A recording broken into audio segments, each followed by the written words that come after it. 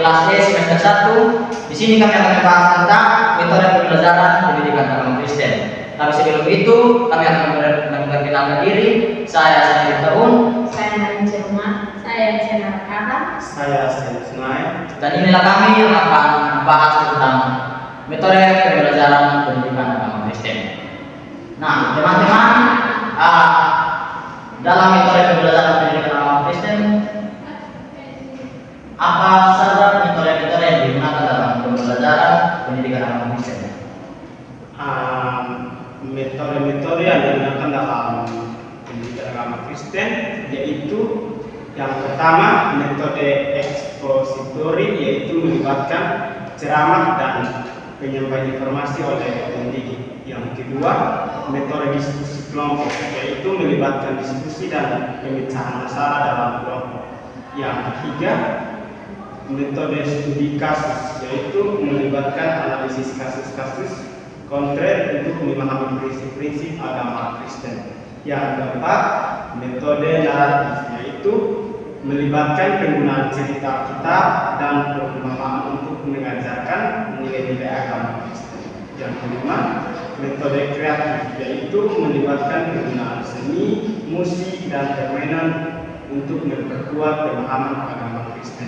Yang terakhir, metode reflektif, yaitu melibatkan refleksi pribadi dan introspeksi untuk mengaitkan ajaran agama Kristen dengan kehidupan sehari-hari. Nah, itu dia metode-metode yang digunakan dalam pendidikan agama Kristen. Wow, sangat luar biasa dengan metode-metode yang digunakan dalam pembelajaran pendidikan agama Kristen. Nah, dari tadi itu tentang kita membahas tentang metode-metode pembelajaran. Nah, sekarang metode-metode tersebut, mengapa metode-metode itu yang harus digunakan dalam pendidikan agama Kristen?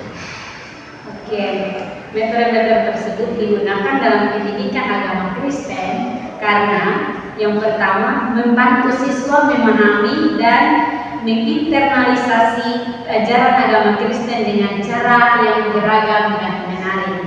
Yang kedua, mendorong partisipasi aktif dan pemikiran kritis siswa dalam mempelajari pendidikan agama Kristen.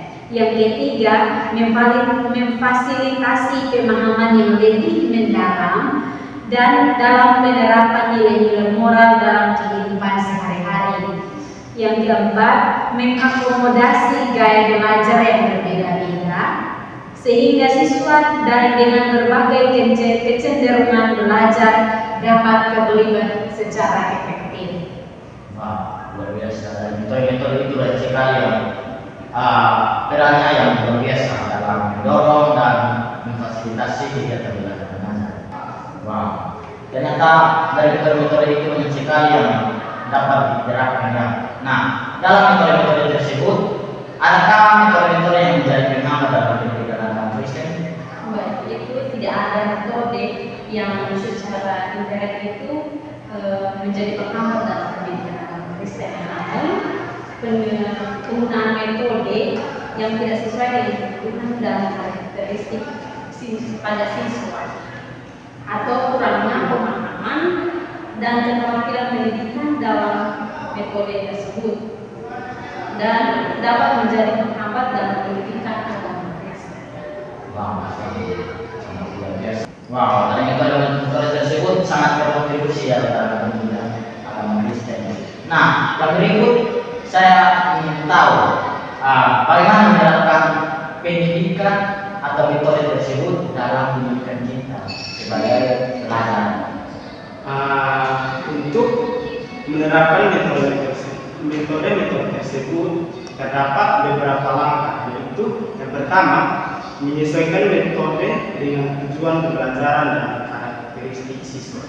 Yang kedua, menggunakan berbagai sumber daya dan media yang relevan seperti buku-buku agama, cerita Alkitab, musik, dan permainan. Yang ketiga, mendorong partisipasi aktif siswa melalui diskusi, tugas kelompok, dan refleksi pribadi. Yang keempat, memberikan umpan balik yang konstruktif dan mendukung untuk meningkatkan pemahaman siswa. Yang kelima, mengintegrasikan ajaran agama Kristen dengan kehidupan sehari-hari melalui contoh-contoh konkret dan aplikasi praktis.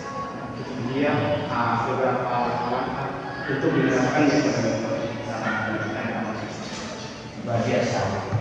Dari langkah-langkah penerapan metode tersebut kita bisa lihat bahwa adanya penerapan yang pertama dari pertama Menyesuaikan metode dengan tujuan pembelajaran. dan kita dapat menyesuaikan metode pembelajaran kita dengan tujuan yang sama. Nah, dari metode-metode tersebut, apakah metode-metode tersebut sudah diterapkan dalam konteks pendidikan saat ini? Ya, tentunya dalam metode tersebut diterapkan secara pendidikan agama Kristen itu sampai saat ini masih diterapkan. Namun pendekatan dan penggunaannya itu bervariasi tergantung kebutuhan pendidikan agama Kristen di masing-masing tempat. Jadi cara penerapannya begitu ya teman-teman, dan mungkin sekian dari hasil penjelasan kami mengenai metode pembelajaran dalam